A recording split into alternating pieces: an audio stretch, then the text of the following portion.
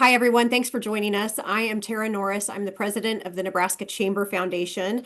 The foundation's goal is to drive cutting edge research and data to inform critical decisions on Nebraska's future. And this is our seventh study that we have conducted over the last 3 years, and really proud of this childcare study that we've partnered with First Five of Nebraska and the Bureau of Business Research at the University of Nebraska-Lincoln. Their teams, I have to shout them out. They have just been fantastic to work with and have worked really hard over the last several months to publish this study. So I also want to shout out a few other people. Our foundation investors, who are the ones who invest in our studies and give input and provide feedback as we go through every research process, every research study, have just been a huge, important, vital part of making all of this happen. So a big shout out to them. You'll see their logos within the study, and we'll be able to thank them when you see them. We are going to, after the presentation, we'll have an opportunity for Q&A. Feel free to put your questions in the chat box, and then we'll either read them out during the presentation or wait till the end, and we'll be able to answer your questions then. I will also link the study. We'll have it on the foundation website, and you'll be able to download the study yourself, and you'll be able to also have a recording. We'll eventually later today be able to put the recording and the slide deck on that website right next to the study as well. So you'll see all of that. So with that, I'm really happy to introduce Katie Bass with First Five Nebraska, and she's going to walk through the highlights of this study for you. Katie. Thank you so much, Tara. I'm going to go ahead and share this deck here so that we can walk through the study together. Before I get started, I do want to take a moment to just thank the team that put this study together. We have a few of those members on today, including Eric Thompson and Mitch Harrion from the Bureau of Business Research at the University of Nebraska-Lincoln. My colleague Sarah Brady from First Five Nebraska is on with us today. And also a big thanks to our two additional authors who were not able to attend today. That's Tammy Fisher, also with the Bureau of Business Research, and Jen Gautam-Wendell, who works for Prairie Oak Publishing. With that, I'm going to go ahead and get started and give everyone on the call today just a little bit of foundation. Where did we start and how did we end up with this study? The first thing I want to say is that this study really builds off of previous work that was done by the Bureau of Business Research and released in 2020 that looked at the economic impact of inadequate childcare in Nebraska. And what we found was that there was about $639 million loss annually in parent income and a $731 million loss annually in business productivity due to parents' inability to access adequate childcare. This leads to a $26 million drop in tax revenue and a loss of about 3,300 jobs here in our state.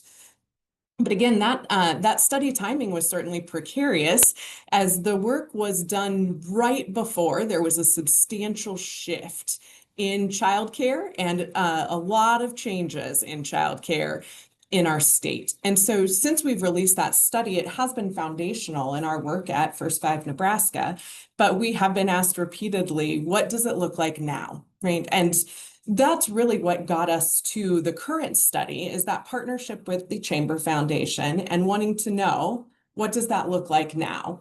But I do want to thank the Chamber Foundation because they really pushed us to go a little bit farther, right? So we did start with that first question of how would we update that economic impact and how can we track that change since 2020?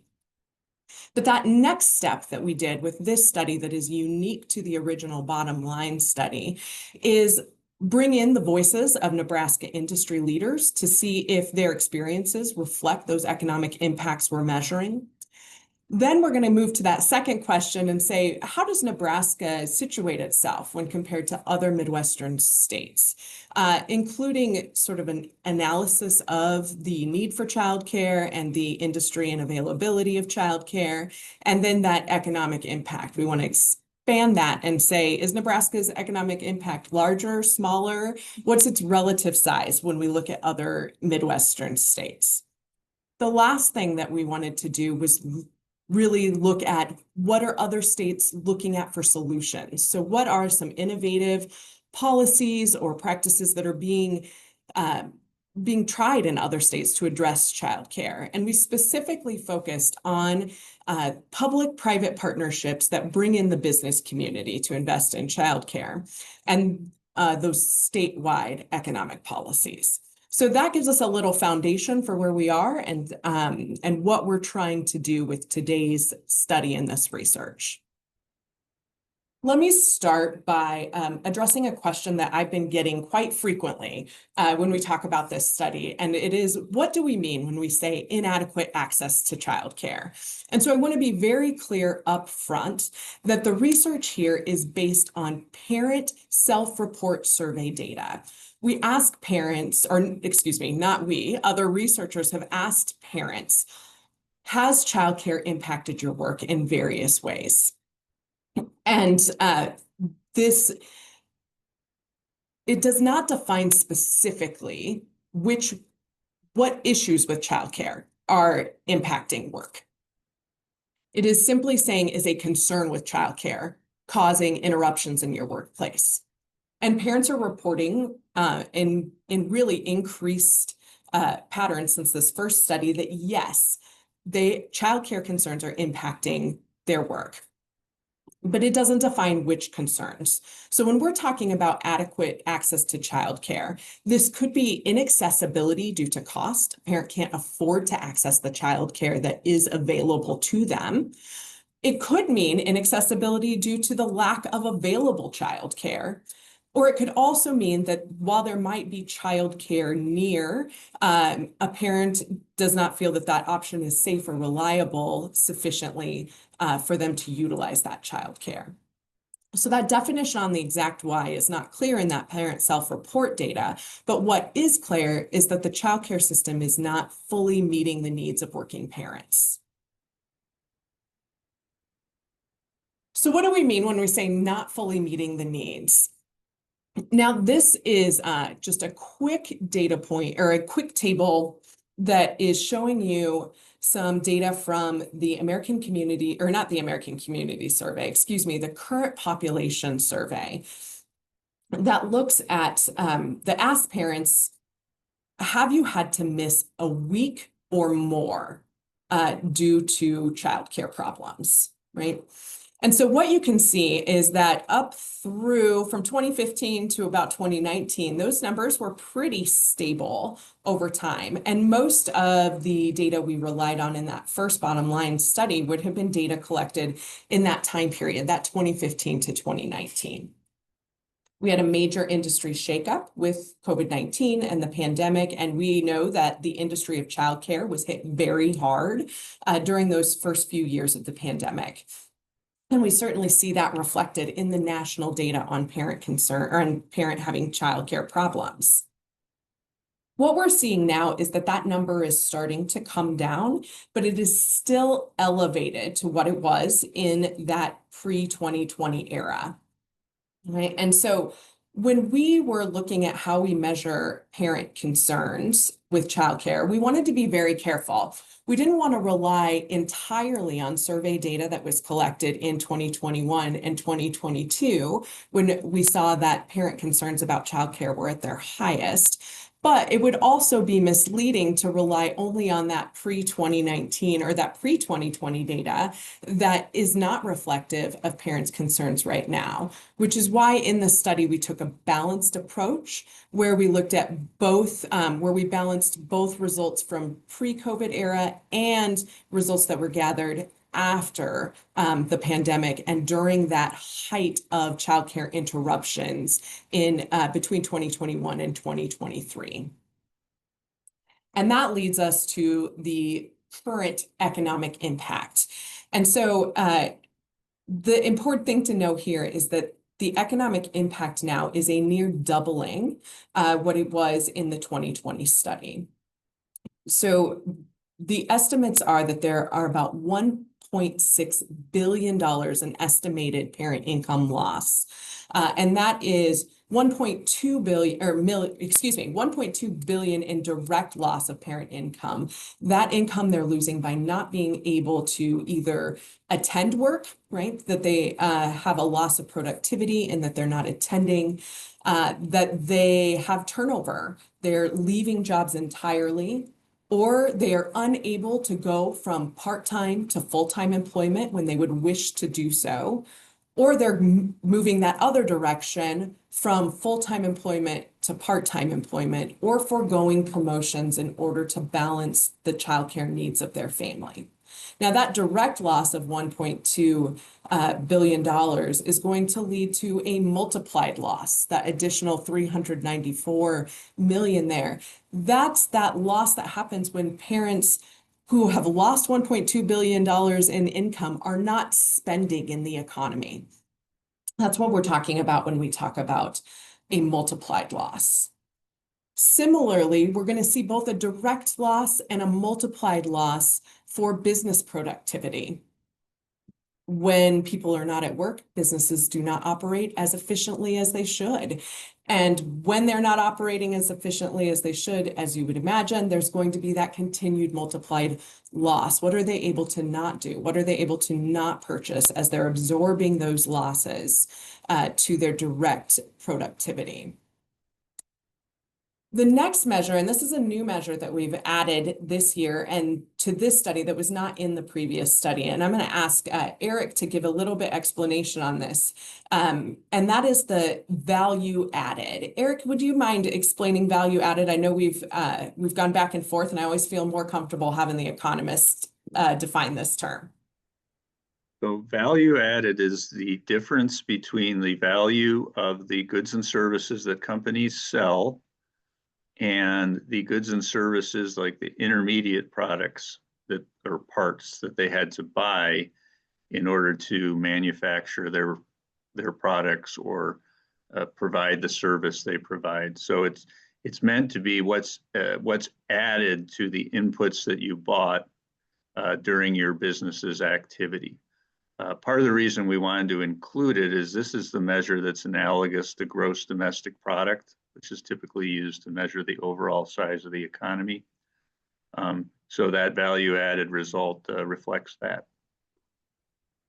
Thank you. I appreciate that. I think the analogy you gave me that I best understand is that when you have automobile manufacturing, right, you order the parts and the pieces, but there's an additional value by building that vehicle, putting that car together. There's an expanded value to that car beyond the individual costs of those parts and pieces. And that's what we're reflecting when we're reflecting value added. Did I describe that correctly? Yes. Great, thank you. Now, when there's this reduced economic activity because of the inadequate access to childcare in our state, then that again is going to have a ripple effect throughout the economy that's going to lead to fewer jobs. And so the estimate is that there are nearly 7,000 fewer jobs in Nebraska due to that inadequate access to childcare. Now, this growth is largely driven by the impact of parent responses post-COVID. We saw annual turnover increased substantially. So we used a 4.3% estimate in the first study. That's jumped to 10.4% this time around. When we look at parents going from full-time to part-time, for single parents, the estimate was 16.3% in the first study. That's 22.1% in this study. And for married parents, we saw an even greater impact. So 12.5% in the first study, up to 20.5% in the second. The last one I want to emphasize is single parents turning down a promotion. The estimate was 11.8% in the first study, and it's up to 18% in this study.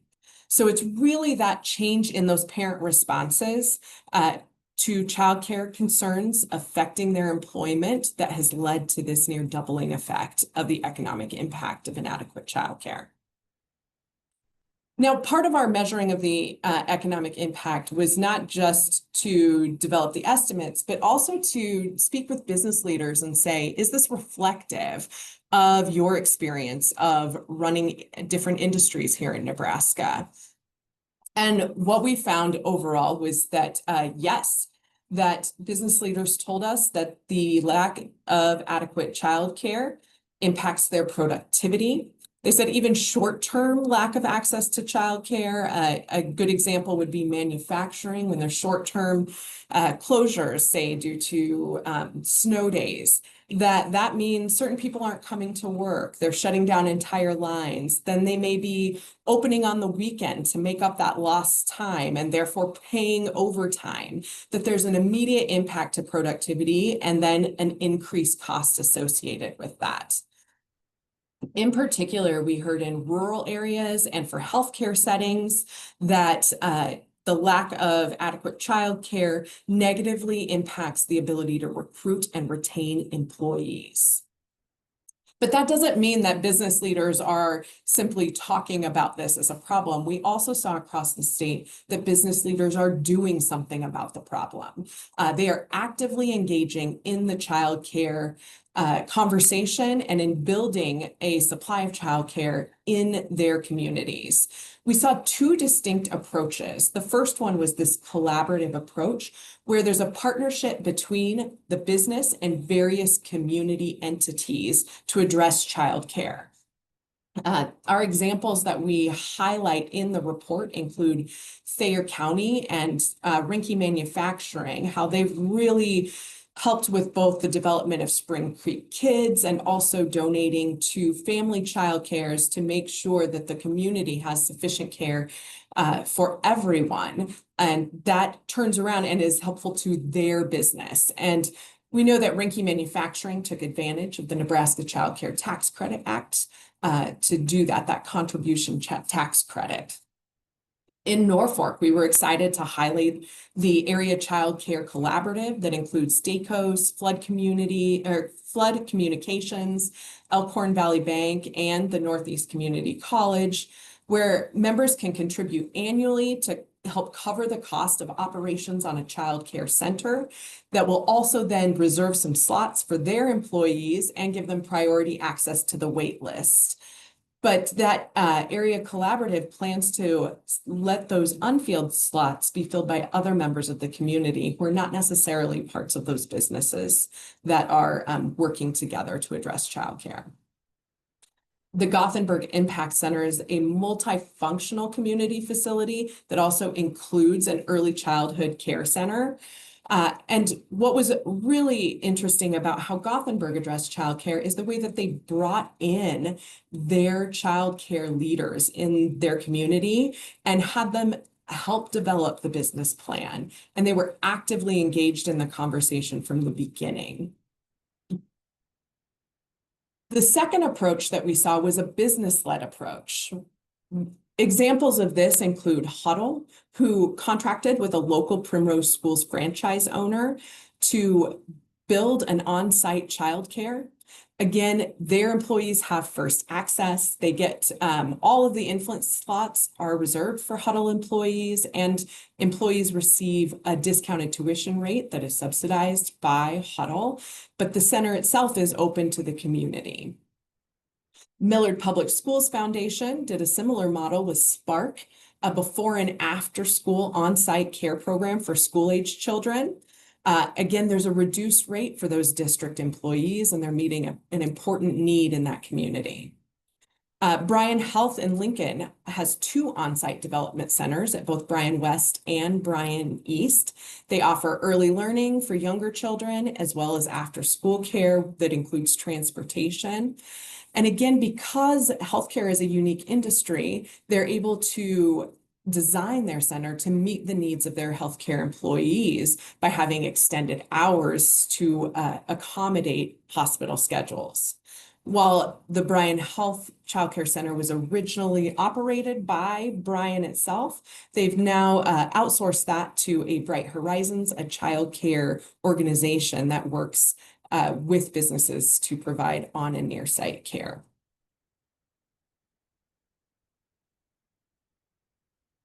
Now we're going to move to this comparison of Nebraska to other Midwestern states. And I want to start by giving some measures of our labor market in Nebraska compared to our Midwestern states that you see here.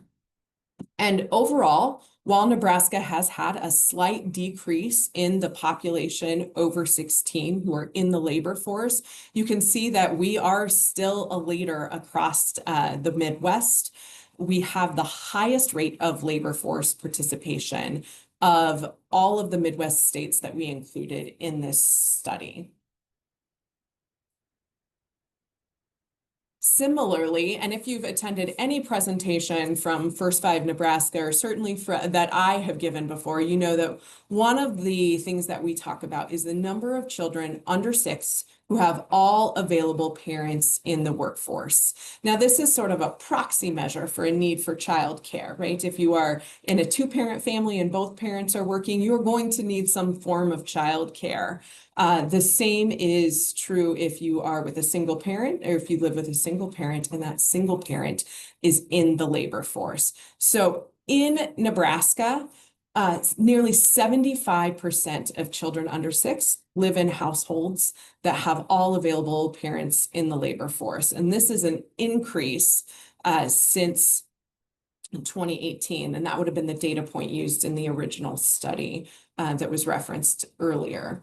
Now, we're not quite at the top of our other Midwestern states, but I can tell you that we're still a leader. There's never been a time since I've worked at First Five Nebraska that Nebraska has not been in the top 10. I think, in fact, of all 50 states, the lowest I've ever seen Nebraska is around 8th in the nation, and we are typically either in that first or second spot for children who live with their mother alone, and that mother is in the labor force.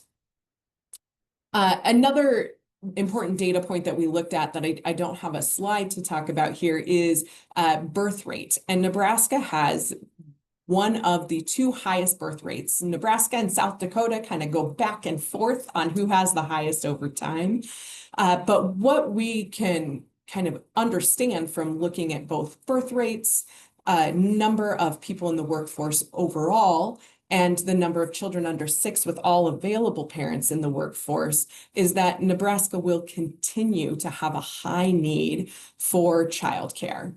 Right, that this is a problem, or this is something we are consistently at the top of labor force participation, birth rates, and children under 6 with all available parents in the workforce.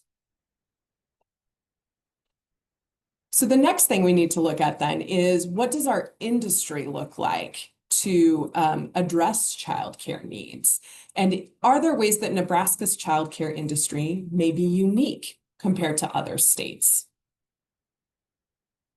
And one thing that we really noticed when we look at Nebraska's childcare industry, first of all, it's a little difficult to just compare the number of licensed childcares across states because all of these states that we're looking at have very different populations.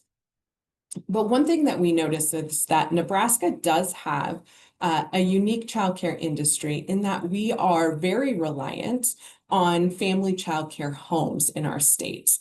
So this graphic compares the ratio of family childcare homes to childcare centers.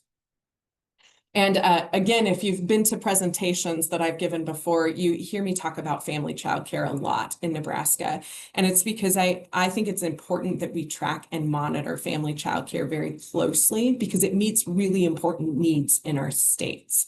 It is true that childcare centers do typically serve more children, right? They have a licensed capacity to serve more children overall, but family childcare homes outnumber them nearly 2 to 1 in Nebraska. Family childcare homes tend to be very, are able to operate in rural areas more easily and are typically the more affordable option for families. So if one of our concerns is around affordability, family childcare, if you have one infant and one preschooler in, say, Omaha or Lincoln, you could expect to pay about 32% less annually in childcare than if you're enrolling in a center. in center-based care. So that comes to a cost savings of around $10,000 per year. Now, the other reason I wanted to highlight the number of family child care homes in Nebraska is that typically when we're looking at industry data, a common source is the Bureau of Labor Statistics that would give a count of employees that work in a given industry.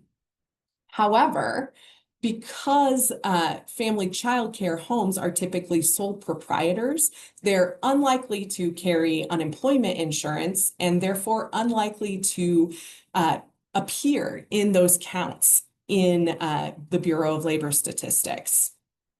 And so instead, we looked at the American Community Survey's microdata to look at the count of individuals that are working in the childcare industry. And again, comparing 2018 to 2023. So this measure would include the number of family childcare home providers. It would also include estimates of those who are employed in childcare centers and those who are being paid to provide informal care, whether that is through, I shouldn't refer to it as informal care, I'm sorry, it would be license exempt care, such as nanny care or family friend or neighbor care. Those counts would all be included when we look at the American Community Survey. And so as you can see, Nebraska had proportionally the largest decrease in the number of people who reported that they were providing childcare as their employment between 2018 and 2023. So while we're seeing increases in the rate of children under 6, we're seeing that birth rate sustain, we're also seeing a drop in the workforce. So now to the economic impact comparison. We use the same procedure that we used for Nebraska and replicated that for the comparative states of Michigan, Colorado, Kansas, Iowa, South Dakota, and Wyoming. And what you see here are the combined losses of both the direct and the multiplied losses. Now, more populated states are going to have a larger economic impact. And that's what you see reflected here. There are, first of all, a larger number of people that are going to be impacted, and that is going to, excuse me, impact that direct loss in parent income and that loss in productivity. But an important thing to know too is that when you have a more populated state, that multiplier effect is going to be greater. And that is because more of your economy is going to be within your state border. So you're more likely to buy your supplies in state. You're more likely to buy provisions, whether that's for your family or for a business, within your own state border, as opposed to more rural states who are likely importing more products outside of their state borders. And so that multiplier effect is going to be greater. We did work to try to really figure out what are some ways we can make the impacts comparable across state lines. And in terms of comparability, again, there's a GDP factor, right? Again, when you have a more populous state and more of your economy is in state, you're going to have a larger effect on your overall GDP. And so Nebraska ranked in the kind of the lower middle for GDP loss. When we look at loss of income or lost income as a percentage of state income, Nebraska kind of falls in the middle of those comparative states at 1.12%. The next thing we wanted to review when we were looking at states in particular, our Midwestern states, and trying to make comparisons across them, is what do state investments look like? How many public funds are coming into our comparative states, into the child care system, into its infrastructure? And that turned out to be a really difficult question to answer. And in fact, we struggled to answer that even for Nebraska, despite having several folks who have some expertise on the Nebraska economy and the Nebraska childcare industry. And to give you a sense of why that is, I'm going to show you this next slide, knowing that it is not very readable, and that's kind of the point. This is a really fantastic tool that you can find on the Buffett Institute's website that looks at how funding transfers for early care and education, how it flows through the state. And you can see that most of the funding sources on here are federal funding sources. There are a few that are state funding sources. And then it moves through several different state agencies to be disseminated. Some of those state agencies even pass that through further to other funding disseminators. And then it moves into our early care and education infrastructure. And so tracking those public investments, the most recent data we could find for Nebraska was in this funding map from 2021. We tried even focusing in just on the Child Care and Development Fund, and we found that we could not actually find the numbers specific to Nebraska, let alone to other states. Now, we did see some examples of states who did a really great job of showing and demonstrating the way their funding flows in early care and education. Kansas comes top of mind. We could really easily see how their state and federal dollars flowed through the system, but we could not find updated information on Nebraska and several other states that were part of our comparison.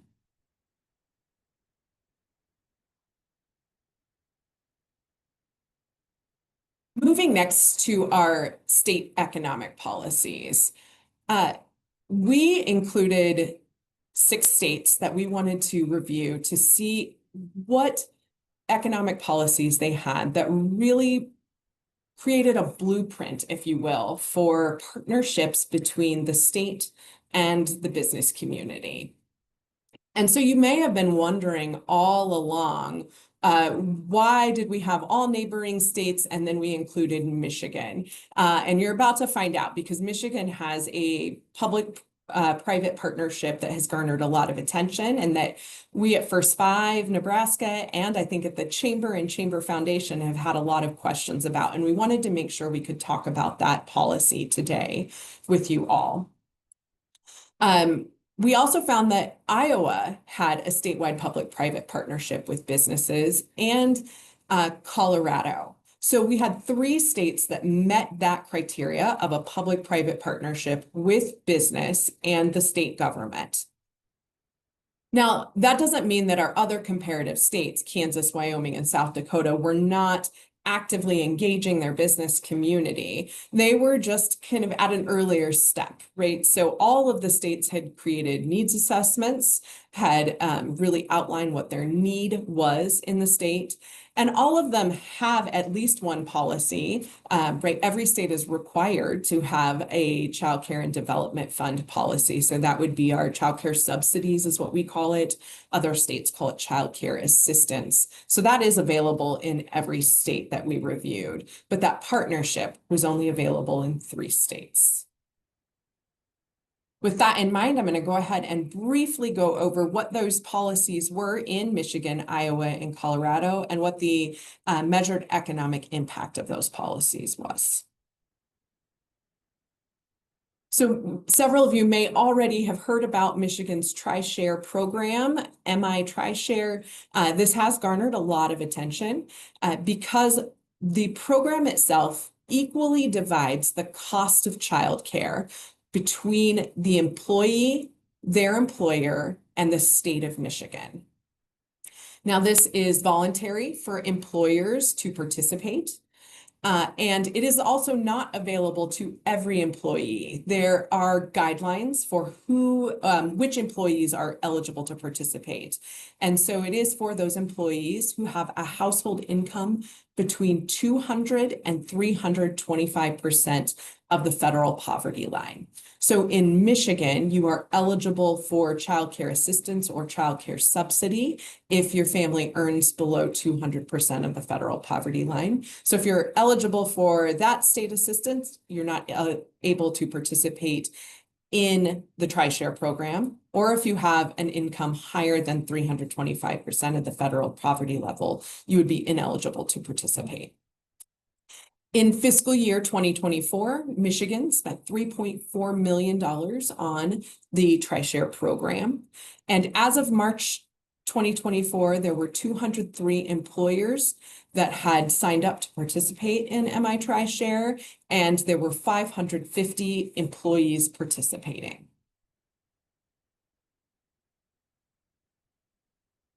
So what does this result in? Here specifically, the team at UNL Bureau of Business Research measured the impact of that additional money that parents would have to spend in the economy when 2/3 of their childcare costs are covered by the employer and the state of Michigan. And that results in an output of about $5.1 million in business productivity, $3 million in value added, and $1.7 million in labor income. And then that multiplied effect of 41 additional jobs in Michigan. Now, this is not the only impact that we would anticipate to see from a program like MI TRISHARE. It should increase business productivity and reduce turnover. However, those things are a little more difficult to measure. And since this program is still 3 years old and kind of growing, we were not able to measure that effectively. So this does not include that increase of productivity and reduced turnover. There are a couple of caveats when we're looking at MI TRISHARE, and that is both the uncertainty of the turnover and then the fact that creating a program where you are paying for childcare does not necessarily address the availability of childcare slots. So here, when we're looking at what are the 3 causes of inadequate childcare, the focus is on affordability for families and not the availability of childcare. The next statewide policy solution we reviewed was Iowa's Child Care Solutions Fund. And so here the problem that is being addressed is that the child care businesses in Iowa were understaffed and unable to recruit and retain workforce. And as a result, entire classrooms were closing and childcare programs were unable to meet their potential. They were not able to maximize on the number of children that they could serve. And so the Iowa Child Care Solutions Fund addresses that by providing state funds that are then matched to donations and to business donations that are used to provide funds to supplement or increase wages for childcare providers. So Iowa Health and Human Services matches $2 for every dollar that is raised locally. And from 2023 to 2024, 10 communities across Iowa have engaged in the pilot program.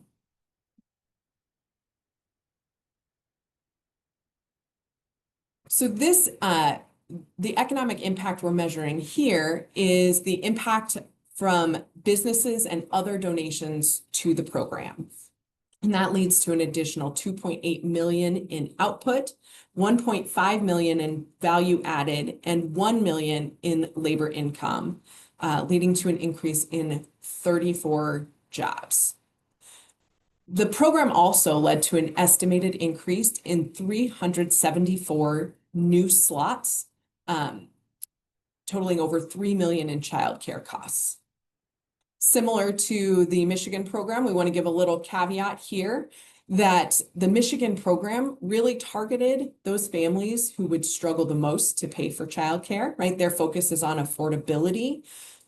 This program does not focus on lowering costs for parents who would have the greatest difficulty in paying for childcare. So this program is a workforce program to improve recruitment, retention in childcare. The last policy, statewide policy we want to review is Colorado's Design Lab and employer-based childcare grants.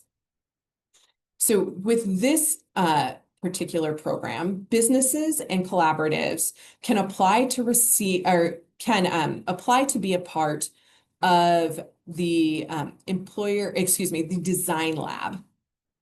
And when they're in the design lab, which is part of executives partnering to invest in childcare, also referred to as EPIC, they build out a plan to meet the childcare needs of their employees. If they were to build an on-site childcare, what would it look like? How would it function? What would be the best option for them? And so being part of the design lab gives them the opportunity to do that and have that technical assistance support to build a solid plan for their business.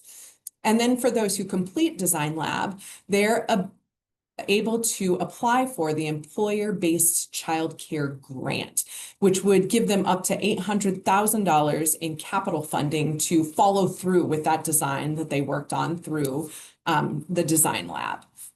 And so that is how this public-private partnership would work. When we look at the economic impact of a policy like the design lab, this is really measuring, in this instant, the economic impact of those startup costs, that state contribution to those startup costs. And what we see is an output of about 35.4 million, value added of 20.9 million, a labor income increase of 12.9 million, and 191 jobs per year. Just like your others, I'm going to go ahead and give a caveat here. One of the things that is discussed in the report, and I think is important to note, is that those employer-based childcare grants covered only about 14.7% of center startup costs. And so thinking about what that match looks like relative to the amount of contribution for a business, one of the things that was wondering is it's $1 in state funding for every $6 in business funding. And so it is possible that the businesses who participated in Design Lab would likely have built the childcare centers they designed without support from the state, or they may have, right? That match is quite different compared to that 2-to-1 that we saw in Iowa.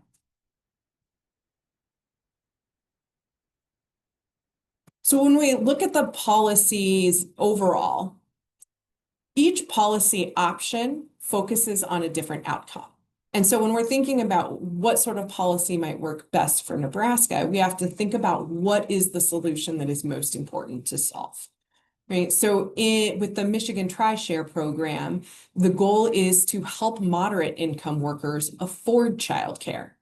When we're looking at the Iowa Child Care Solutions Fund, it's developing new childcare slots by attracting and retaining workers in the childcare industry.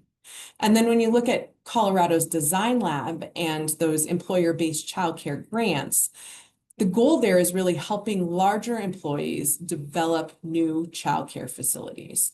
So each one had a positive economic impact, and each one, though, has a different problem that they are trying to solve as they move forward. So as a conclusion to the overall report, there are a few things that the research team agreed were really highlights as we're looking at a really large study here. And one is that there has to be an adequate dollar match from business to ensure any program is most effective in drawing substantial funding from both the business and the state, right? That adequate match has to happen.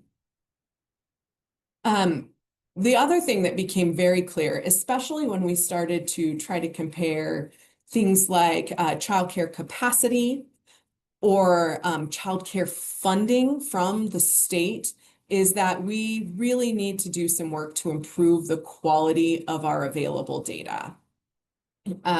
We really have limited information on funding sources. And while there are good measures of the gap that look at the gap between the number of children who potentially need care compared to our overall licensed capacity, we really don't know, thinking back to that Iowa Child Care Solutions Fund, are our child care providers right now meeting their capacity maximums? We really don't have good data on that. Iowa has been a true leader in building a dashboard that tracks not just what a program is licensed to provide, but what they are able to provide based on staffing, based on classroom layout. And we really don't have that sort of detailed data here in Nebraska that would be helpful for us in thinking about solutions. The last thing I want to highlight is that public and private partnerships between government, nonprofits, and businesses, everything we looked at had a positive economic impact, right, on the state. However, these are likely to be just one of many strategies that would be necessary to address inadequate childcare overall. And with that, I think we are ready for some Q&A. Yeah. And I will go ahead and end my share. Yeah, feel free to put any questions into the chat and then we'll read them off.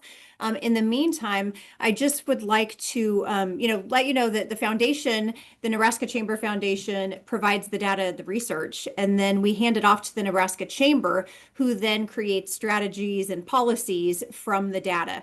And so I would love to introduce our EVP of Legislation and Policy, Hunter Trainer, to talk to you about the next steps that the Nebraska Chamber is going to take from this research study. Well, apologies for joining late, folks. I'm calling from Vanderbilt University. There's actually a child care and family tax credit design conference here in Nashville. I managed to make it through the shutdown morass and got here successfully. I'm here with some of Sarah and Katie's colleagues, Elizabeth Lopez Everett and Jason Prokop, talking about earned income tax credits and child tax credits. And as Katie alluded, the whole host of different strategies that different states are deploying to crack this nut that is child care access and affordability. I think perhaps the biggest takeaway from me on the chamber side of house is that the report does a very good job of demonstrating statistically and economically what we've heard anecdotally, not only from local chamber partners, but business leaders and community folks alike around the state, that there is a general sense that there's been some slippage in the industry and that the impact people are feeling in communities around the state has felt worse since the pandemic. And so actually studying that and measuring that and confirming that that is in fact the case has been helpful for us in priority setting headed into the next session and into the future. I think the data point jumps out to me a lot, that there is some significant coalition building and communication to be done with the legislature to say that with an issue as big for the state of Nebraska as child care sufficiency, as the saying goes, what does not get measured does not get managed. And so as we're thinking about the best way to be surgical about solving this issue, we need to understand what the problem is. And the data infrastructure necessary to do that seems to me lacking. But it's a hard deal. And if we don't study this both through the foundation and partnerships like this, but then also collect sufficient information at the state level, it makes it very hard for an organization like the Chamber representing the business community to weigh in, particularly on a program that's designed to draw a private match, right? So I will tune out for now. I hope you all have enjoyed the presentation. I think the researchers have done a tremendous job with this. And it's very helpful for us as we talk with statewide leaders and policymakers that childcare continues to be a big issue and something that the legislature should spend considerable time thinking about. Thank you, Hunter. Okay, Katie, we have a question. Have you considered looking at the childcare needs of migrant farm workers? Oh, that's a great question from Senator Juarez. Thank you so much. Yes, we certainly have. And I do remember there were efforts a couple of years ago to look specifically at migrant farm workers. I think measuring that, again, if we're having trouble just measuring our Nebraska workforce, measuring a migrant workforce is even more difficult. But I do think that that is something we have to consider in order to sort of sustain our agricultural industry. So yes, but I'm still trying to figure out how we actually get that measurement done. Thank you. If there's any other questions, please feel free to put them in. Also, just want to point out in the note in the chat today, I have linked the study, and later on next to that study, you'll also see the recording of this webinar as well as the slide deck. Thank you, Katie. And then also, please see the Lincoln Journal-Star link that we put in there. There is an op-ed from our CEO and president of the Nebraska Chamber, Todd Bingham, today, and inside the Journal-Star talking about this issue. So please check that out. Katie, any last things? Oh, I'm sorry, we have a couple questions. Not a question, but if you can send a PDF, okay. Yes, I will do that. And are there a significant liability issue for employers to host a childcare facility on site? I think that there are like liability insurance in and of itself is a major issue for childcare providers, whether that is on site or if that is in a childcare facility that is separate, right? The liability insurance is an issue. As far as liability issues, I'm thinking back, and Mitch, you may be able to speak to this a little bit better than me, to some of the interviews. I don't know that there were concerns about the liability of having children on site or near site. Those might be industry specific.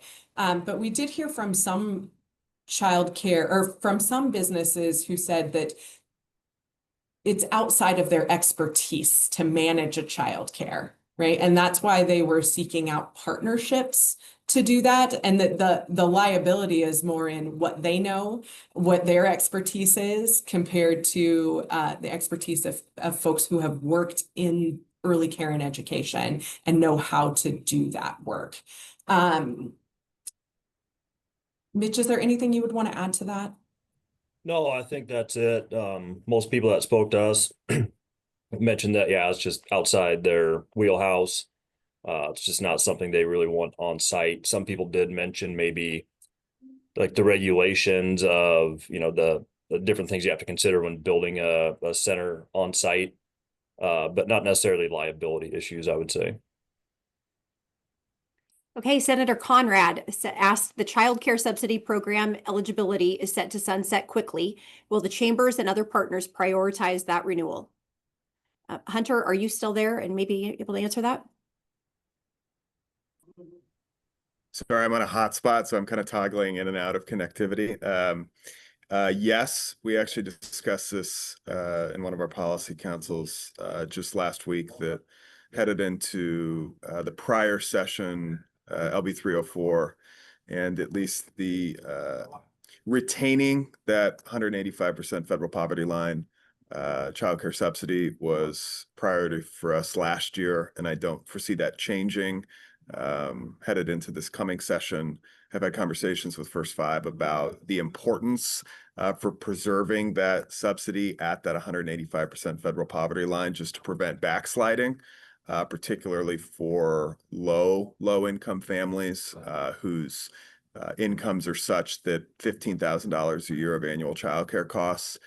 Those are the families that are probably most disproportionately having folks stay home and not enter the workforce due to that tremendous cost on an annual basis. So short answer, Senator Conrad, yes. Thank you. Are there any plans to bring together cities or businesses that have been successful at launching childcare collaborations and share that with others? They're in Chadron and definitely dealing with the childcare desert. I can answer some of that, and then Hunter, if you have some, I would say yes, absolutely. I know one of the things that we are looking to do next is kind of build out some of the resources around what we saw across Nebraska so that those are shareable. Omaha, I know Omaha is about as far away from Chadron as you can get, but Omaha is having a local housing and childcare summit where I know that is in 2 days, and one of their panels really is focused on businesses who have engaged in this conversation. Jennifer, I think this is a great opportunity to partner with your chamber to propose like a mini conference, a presentation. I know those of us at First Five Nebraska would be excited to work with those businesses with our connections and come out and do something like that. Hunter, I saw you came off mute and I talked before you had a chance, so I'm gonna let you go now. Yeah, I was going to suggest the same thing, Katie, that I was looking through the participants, and there's a lot of local and regional chambers on the call. And, you know, after an initial presentation of an earlier version of the study, had some folks within the chamber community reach out to me and say, you know, how do we get connected with the folks in Gothenburg, for example, who have designed this innovative public-private partnership, bringing in education and philanthropy and business to add capacity to their childcare workforce or at slots, right?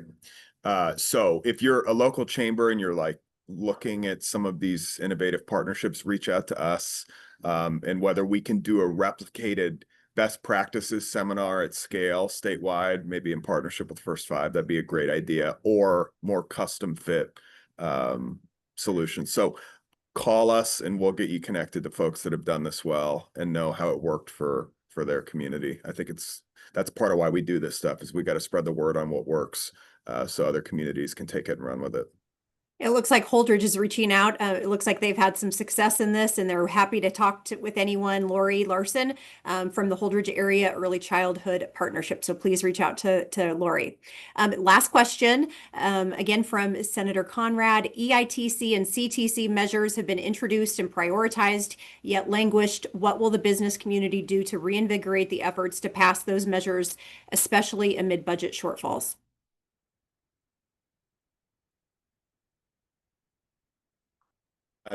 There we are. That's a tough question, Senator Conrad. That's a conversation for a long discussion.